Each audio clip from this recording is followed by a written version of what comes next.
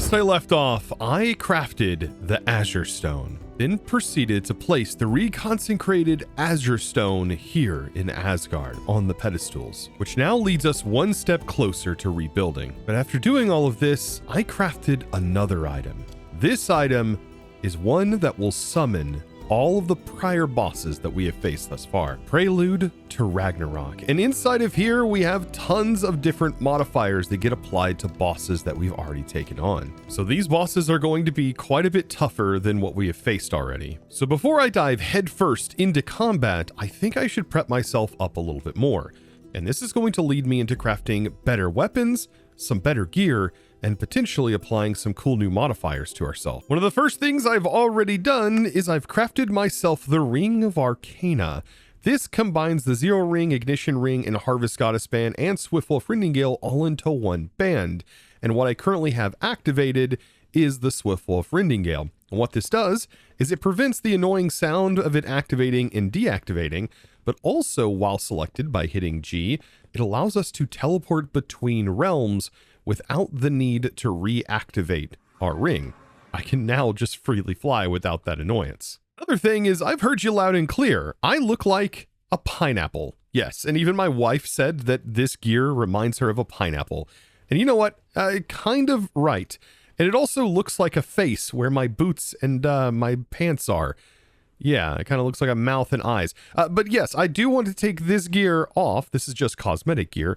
And I do want to swap it for some Cataclysm gear here. So I did farm the Cataclysm boss one more time, Ignis, which is really, really easy to do, especially at our current level. Also allowed me to get a feel for how strong I actively am. And so, to make this beautiful armor, I just need the special smithing templates from the mod, some ignium ingots, which I did get even more from the boss, and then I just need to craft all of this gear, which is just going to be cosmetic for me, even though it is a really nice piece of armor, a really nice armor set.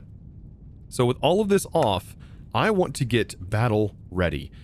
And I think this gear looks so much more battle ready and so much more like a Loki. Yeah, I kind of like it. Now that the most important part is out of the way, the looks, I think we should also work on maybe an Eldritch spell today, and also diving deeper into some blood magic. So for an Eldritch spell, we are going to need an Echo Shard, which means we're going to have to face a Warden somehow.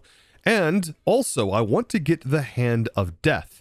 To be able to make the Hand of Death, however, we are going to need to dive a little bit deeper into blood magic, which is also going to be required later on anyways. But these are two huge upgrades that I think will make these boss battles a lot easier for us. I think first things first though, let's get a hold of an Eldritch spell. To find Skulk and the Warden, well, I found this in Niflheim. Niflheim had a ton of Skulk areas in it. It's the same place that the well exists. And so I've already located a place underground for which the Warden resides. However, it is filled to the brim with water, so I had to place in a bunch of sponges to be able to clear out the water. And you can place in sponges, by the way, with the building gadgets. And so I just placed them in like this, and that ended up happening. And just me standing here is going to spawn in a Warden after 3 or 4 blips, of course. And I hope that it spawns right where I'm at. You just need a regular Shrieker around. This is going to be, I hope, an easy battle, and hopefully we don't get just absolutely destroyed. I think we'll be fine, especially with our ranged weapon here. They do normally have a lot of health, yes, but we deal such good damage. Okay, in our first Warden, unfortunately, it did not drop an Echo Shard, but they do drop Echo Shards. It just may take us just a moment. Spawning in the second one, yeah, didn't take hardly any time at all. Look at this. No issues whatsoever. And the amount of damage we are taking from this, I think, is a good indicator of how well we're going to potentially do in our other battles. And now we have an Echo Shard, which is going to allow us to make that Eldritch spell. So back in Helheim, where I have all of my Iron Spells stuff set up, I think this would be a good time to use this Echo Shard to craft an Eldritch manuscript. Now, To be able to get all of the ancient knowledge fragments, you can either find a citadel and loot them from the bookshelves inside of a citadel in Muspelheim, or what you could do is do what I've done and just simply fight the dead king over and over again. And so, in doing that, I'm now able to craft the Eldritch manuscript. And whenever we click this, we get to choose to learn about a very specific Eldritch spell. And there's a lot to unravel here. Like, for example, a pocket dimension. Really, really cool spell. But I think having something that I can spawn in and deal damage would be really, really worth it. And Skulk Tentacles, in my opinion, is one of the coolest out of all of them. And so, it has now been done, and I have learned Skulk Tentacles. Now, you can unlock every single one of these. You just have to grind out all of those resources, and it would take quite a while. Now, looking at all of the Eldritch spells, we can actually see Skulk Tentacles as it's been uncovered for us, allowing us to be able to actually craft it. And we can craft it all the way up to tier 4, which I think would be definitely worthwhile doing. To be able to do this, we're going to have to level up, so we need legendary ink. Thankfully, after taking on the Dead King so many times, we have plenty of legendary ink, so that shouldn't be a problem at all. So we need to craft our first item here, put our ink in, and get the base Skulk Tentacles, and then we'll just simply level this up. That way we can get up to a level 4 on Skulk Tentacles, which is just so good. And you can see right here, our base damage is going to be 20. And whenever we apply this to our spell book, what am I going to remove for this? Probably ice, right? I think ice spikes might be a good idea to remove. As soon as we remove this, we can replace it with this Eldritch spell. And it should deal significantly more damage than it shows, I believe. 20? Oh boy, this is going to be interesting. So let's take this over here, and I'm going to cast it right here. And pretty much anything inside of this area, this massive range, is just going to get obliterated for an incredibly long period of time. That is wild. And I do believe this damage is based off of your spell power. So we can make it even more if we cast Charge first and then take a look at this. I believe it should scale with spell power. Either spell power or it's scaling with our summoning damage. Either way, this is going to be an incredibly deadly spell to have in our arsenal. With our newfound Eldritch spell, it's time to dabble a bit deeper into blood magic, and this is where things are going to get a little bit more complicated. We need to craft up the Hand of Death, which requires a demonic slate, which takes us up to at least tier 4. However, we're eventually going to need a tier 5 altar, which I don't think is going to be too much harder to get after a level 4 here. But this does require us to get into some ritual magic, as we are going to need to get our hands on a blood shard. Now, to help get started with blood magic and make this a little bit easier than poking ourselves all the time, all I need is a little bit of a spawner. And so I've made my way back to Jotunheim, and I just found one of these buildings.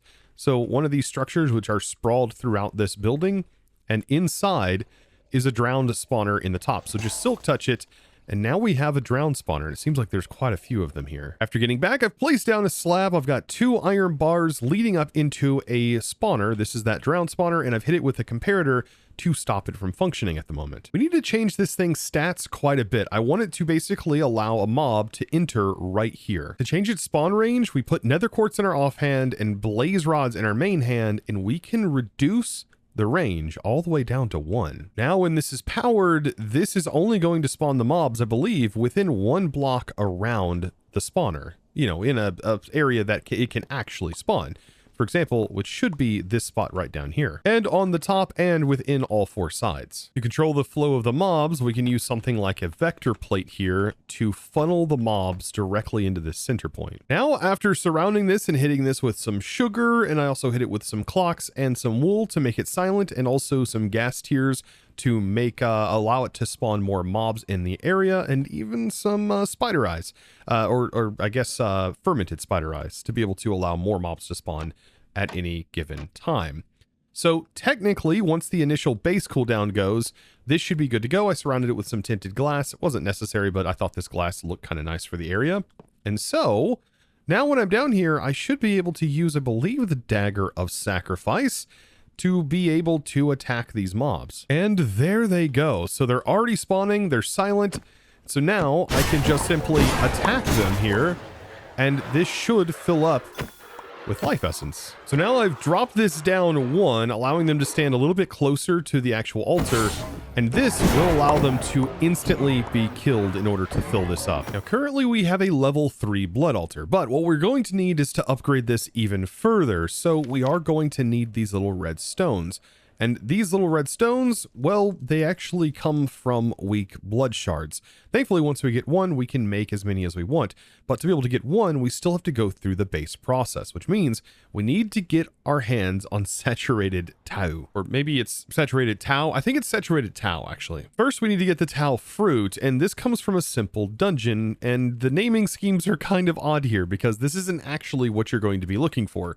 Instead, we need to craft a ritual that allows us to teleport into a very specific dungeon. And to make rituals, we need a ritual diviner, which means we need all of these individual pieces, which requires a level 3 altar, which we already have. And with the Watch of Flowing Time, we can technically speed things like this up. So any of these crafting recipes, instead of having to wait a long amount of time, we can just simply do this now. With all these pieces together, we can make the ritual diviner. Now, this has some interesting mechanics. See, you can right-click to change the direction or shift right-click to change the ritual that we're looking for. And we're looking for a very specific ritual, specifically the ritual of the hidden realm.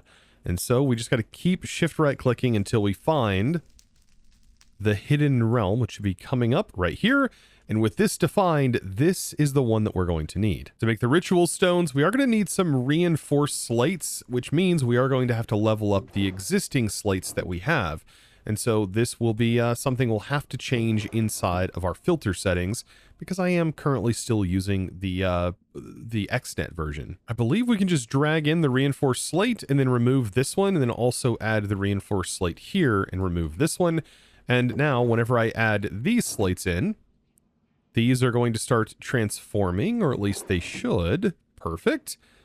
And these are going to get turned. And so we can see that happening here. And inside here, we should have the ones that were changed. With some ritual stones crafted, we can get ourselves a master ritual stone. This one I want to place down in the center here. And this is where I'm going to use my ritual definer. And this will allow me to see exactly what I'm going to need in order to make this. So I've crafted about 16 or so, but I think we need more than that. And so you just right click it once and it's going to start to try to assemble this based on the amount that you have. And I think this might be the exact amount needed.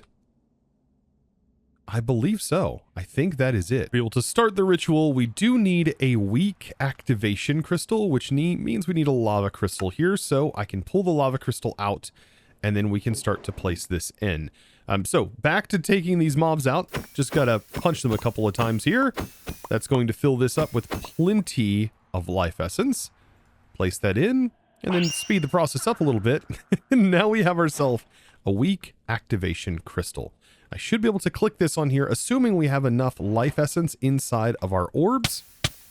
And this, we have to actually set this to personal binding. We click this here, you feel a push, but you're too weak to perform this ritual, which probably means we just don't have enough life essence. Diving into the book, taking a look at how much it costs to actually activate this ritual. This is the hidden realm, which also tells us how many runes we're going to need. And yes, we need 80,000 life points stored inside of our LP network. And we can use a divination sigil to see how much I currently have stored. And so every time I hurt myself with the orb, I should be able to gain more. Maybe it's because I need to use the highest tier that I actively have. Yes. Okay. So that seems like it's working. And this is also a good way. We can just sit here and let it drain. And you can see this is also increasing it. So I can just constantly sit here and use the mobs instead of me. After taking some mobs out for a little while, I now have, I think, more than enough. So now whenever I click this, a rush of energy flows. And there we go. And we can now step foot inside of this dungeon, per se, by clicking on it. This is going to take us into a new dimension. And inside here, we're gifted with a key. And with this key, we should be able to locate a room or open up any of these different rooms. For example, this one opens up a portal, and inside here there's going to be some loot chests. There's also a spawner, another loot chest down here. These guys have some crazy knockback. There's also like spawners in here, and we can take these spawners. I kind of want to take any spawners I can get my hands on. This is kind of nice. But yes, inside of here we're going to find a few different trinkets and things. Each room is different. And so I wonder if I can break all of this and open this up. Aha! Yes, there's the fruit we need. That's exactly what I was looking for. And so you should be able to find it, I believe, in no matter which room you open, but some rooms may be different. And at least the starter dungeon here, you only get access to one key. And by the way, this is all life essence that you could bucket up. And technically, you can break through the ceiling, and this is a sky block. Oh, and I guess there's 4 rooms here. Yeah, there's ones behind it. But this is just the first simple dungeon, because there is an endless dungeon that is quite literally endless and should last forever. In which there are targets and goals that you need to strive for through that. To get back out of here, we should be able to just click this and it should teleport us right back to where we started. Now, Tau is kind of interesting. It will grow into more Tau if you let it, but what we want is saturated Tau. To be able to get that, when this does a growth phase, we want it to actually harm an animal or consume some of an animal. So inside my bag, I have a donkey here, and I do want to make sure I can get a donkey to potentially spawn. I'm going to have to try to wiggle this donkey into the area here. Maybe I can get a lead, and maybe I could slowly nudge it through the air to potentially get it in place, but we need it to be inside of this space right here. So try to get it to not walk. There we go. Perfect. So now it is trapped in there, and the Tau is already being saturated. You can see that here. So I think we could grow this faster if we just give it a little bit of extra time potentially, unless this, no, it doesn't. So we are going to have to let this grow. I don't think we can bone meal it, but we might be able to. We can always give it a try. Can we? Oh, we can grow it. And it is harming. Okay, so we can actually just do shift. And there we go. So now we have saturated Tau. That's super good. Okay, how do we harvest this? So can we just punch the crop? That definitely harmed the donkey. Oh, now it's fully matured. And whenever we right click, now I get saturated Tau. Okay, so that process out of the way.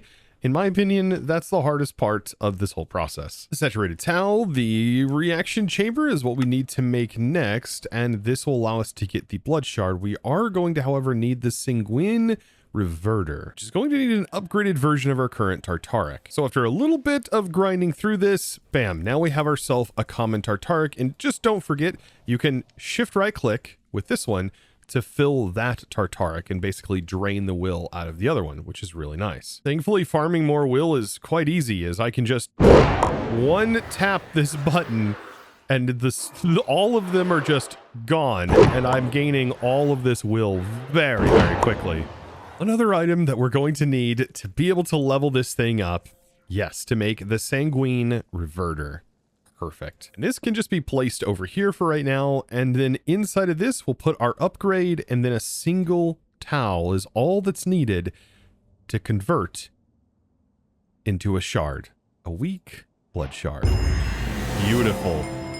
Oh man. All right. And then the entirety of the Muspelheim chapter has now been completed. This just needs to be combined with some stone, and we get ourselves some capstones, which is going to fit beautifully in this area, because all we have to do is add a few more runes through the side, and then right here on the corners are where we're going to capstone. I think the total rune cost is going to be a total of 28. For now, I'll just place in some regular runes, but definitely getting some higher tier ones in here wouldn't be a bad idea. All the runes are now in place. We just need to place in the capstones, just some sort of block. I think it is showing brick, but it can be the solid ones. And now it is entirely complete. And we can actually see with our divination here that we are now on level 4. Now remember, ultimately we're trying to get the Hand of Death, which seems to be quite a good tool. I mean, considering how deep into blood magic this has been assigned to. But one thing we will need is the highest tier Tartaric, which also is what's going to allow this to unleash a devastating blow. And so we do need to get this, which means we need not only a demonic slate, which is what we currently have because we have a level 4 altar here. And you can see right here, I do have those slates built up, but we do need the highest tier Tartaric. To be able to make this highest tier Tartaric, we are going to need some will crystal. And there's a couple of ways you can get this. You can either go into the dungeon to do this, which we ultimately will need to go into this dungeon at some point, or you can grow your own crystals, which I kind of want to try out. I think this is going to be kind of cool. So what we need to do is just have any particular Tartaric, a cauldron, a little bit of stone, diamond, and lapis.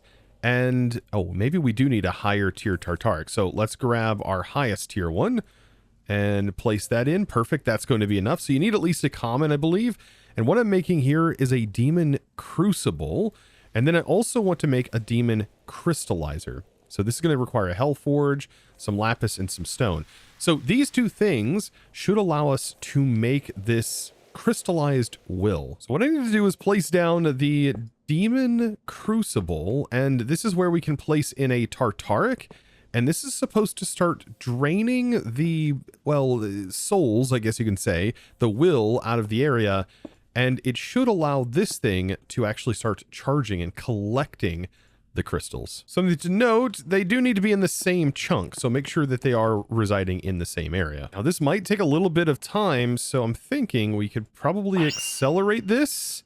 Yes, we can definitely accelerate it. This is now starting to drain the will, and out here we have a raw crystal cluster. The longer we wait, the more of these we're going to start seeing coming off the side, depending on how much, well, will we have, because I can start to drain even more into the chunk. Now with our common Tartaric, and we have it maxed out on its will, if we right click, we can break off pieces of this without breaking the actual shard itself.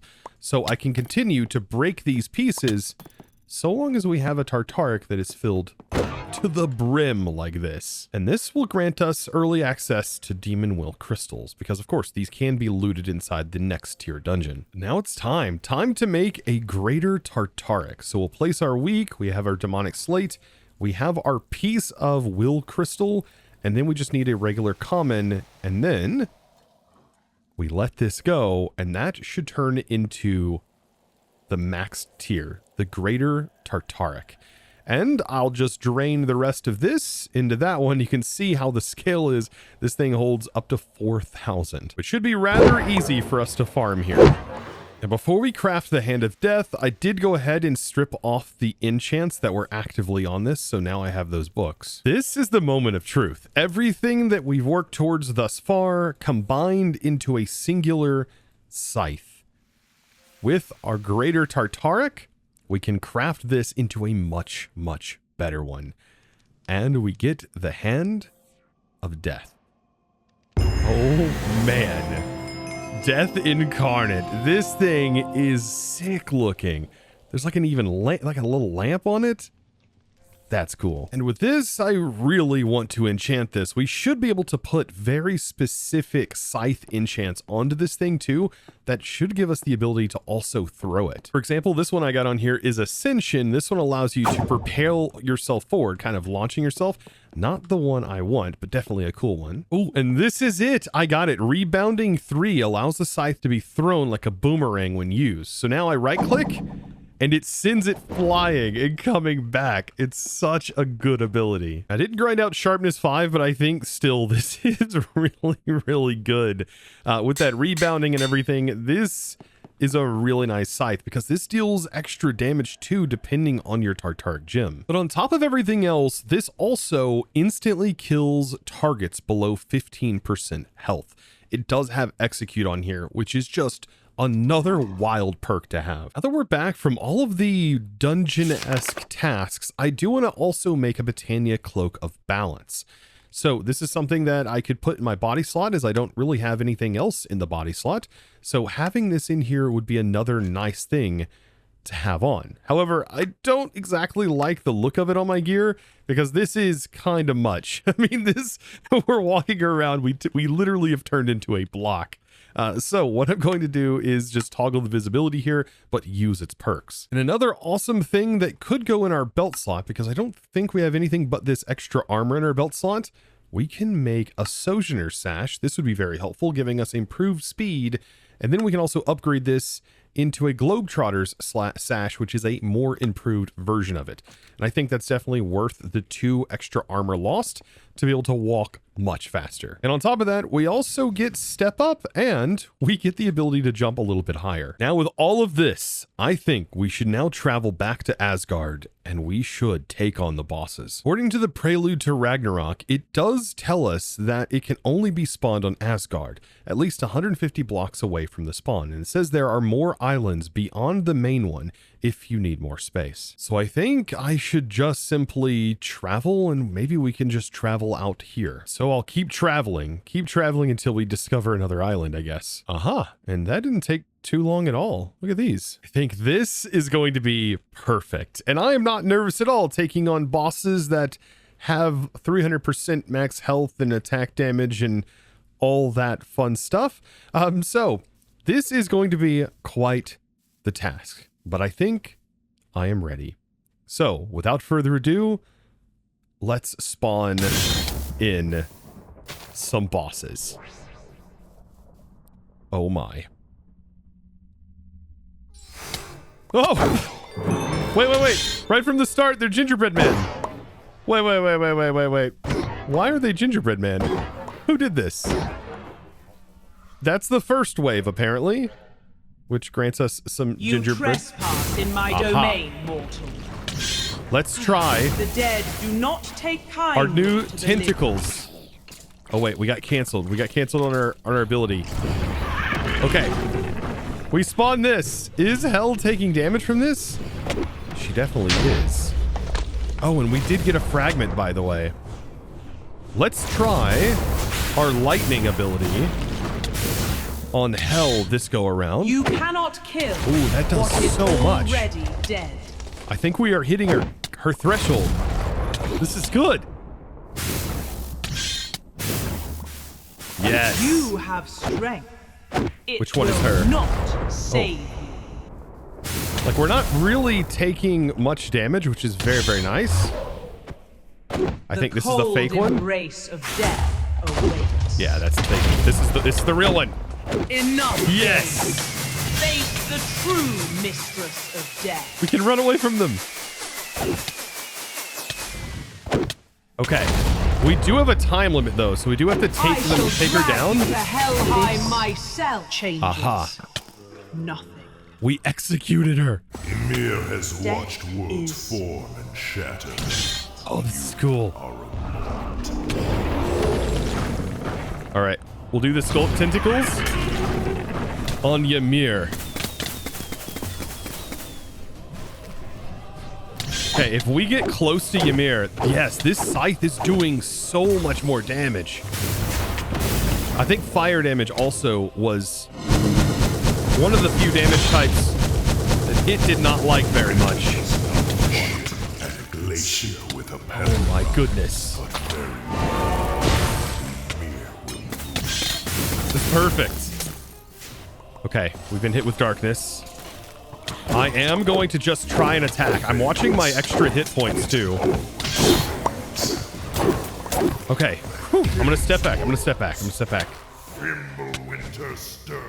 We also need to make sure we have plenty of space here. Okay, something I want to do. I need to grab this out of my bag because I forgot to enable some things. So Eclipse Strike, we need to enable this. Blood Needles, enable it. Basically, that's everything we need. Woo! Winter does not fight. Okay, Ymir? Yes, now you gain extra. And we execute it. That's so good. All right, Frostmaw. The Frostmaw has so many more abilities right now. Nope. I'm teleporting out of this. Okay. That's so epic. I was not expecting this from all of these bosses. But I am noticing we are not really taking much damage, which is good. Between Oak Skin, all of our other abilities, this is very, very nice. Muspelheim's flames consume Oh, man. all. Yes. The lava's everywhere. Scythe! No, Scythe, you are... We're teleporting. I don't know what we're getting hit with. Oh, is that working? Oh, it is.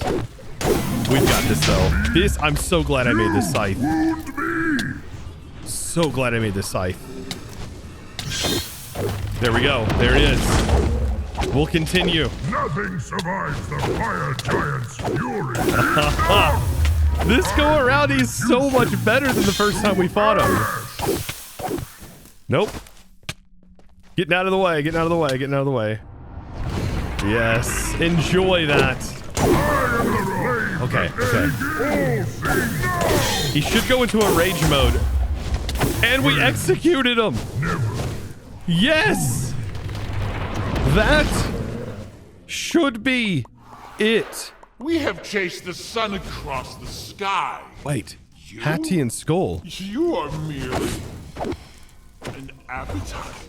Okay, so this one, if we remember correctly, oh, okay, so they are the last one here. One of them doesn't take regular hits, so we have to hit them. We have to hit them here with this. I taste your fear. Okay. Woo! It's hard to tell what's going on around this. He's over here. He's hiding. All right. I think we now have most of our abilities back. All right. Did it dip? No, it is definitely sitting here taking damage. Surrounded darkness. Magic can only break the veil. So this, I think, is magic only.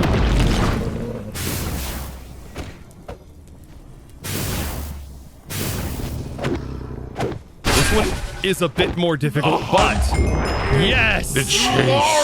That, I think, was it.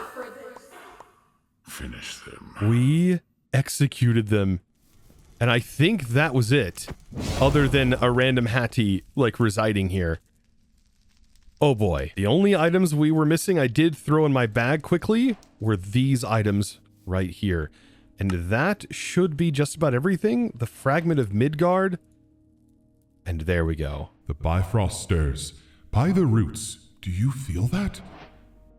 The Rainbow Bridge remembers its shape, reaching toward your work like a hound scenting its master's return. I had thought it lost beyond mending. You proved the Allfather wrong. That takes strength few possess. And strength we gathered and showed, because that was an incredible challenge that we made look really easy. Just because of all of our gear we have. Hattie is currently still here, kind of bugged, but I think I know a way to potentially get rid of Hattie here. Yes, just a little bit like this, and goodbye to you forever. With all of these remaining fragments, though, we do need to fill the pedestals with them. So, with all of these that we just gained, we need to place them in one by one. I think Midgard should be in the front, as I really loved that dimension. And then we're just going to place them in. The Alfheim, Asgard, all of these one by one. Helheim, perfect. Niflheim, there. And then last but not least, Jotunheim. All of these are in place. After placing these in, it all comes down to this. The final craft before I restore Asgard. It's time to combine all that I have learnt to create Azirium, the strongest, most well-rounded material in every aspect. And the requirements for the Azirium basically combines everything that we have done thus far, and it combines it into a single item, which I think is kind of cool. Some things that we are going to have to work a little bit towards getting is the Mark of Mastery. We will have to take on a boss. Getting the Ethereal Slate, which means we do have to go through the Blood Magic Dungeon, and we also need to kill the dragon a few times more to be able to well, get enough to get the draconic core, of course, because this is also crafted in a draconic tier crafter, which does mean we probably will need a little bit more power, all of which we can definitely work towards. But most of this stuff should be quite simple, as we've already gathered most of it. Even things like the Godforged Pearl, we can find this in the end dimension. Well, stuff spawns that, well, when you kill them, we'll drop these. And then, for example, the soul heart crystals, all of these hearts that are within, we can buy them from the cleric Bifrost merchant, which is going to be something that we're going to need to do. That, my friends, is going to have to wait for another day, because today we destroyed all of our opposition here, and I think we did quite well at it. And with the essences of all dimensions, we are now one step away from restoring Asgard and solving this awful problem that we caused. But I still have so much work ahead of me, and if you guys are interested in more episodes just like these, be sure to make sure you're subscribed by clicking that subscribe button and ringing that notification bell so you don't miss future episodes like this. And also, while you're there, make sure to comment down below and let me know which boss out of all of these bosses was your favorite. I would love to hear from you down below. And guys, I look forward to seeing you all in the next one. But without further ado, it's time for me to thank the amazing supporter of today's episode. And that amazing thanks is going to go out to Isaboy. Thank you so much for your amazing support and choosing to support me over on the Discord by becoming a Discord premium member and supporting my content in one of the best ways possible. Thank you so very much. And guys, I look forward to seeing you all in the next episode. And as always, thanks for watching.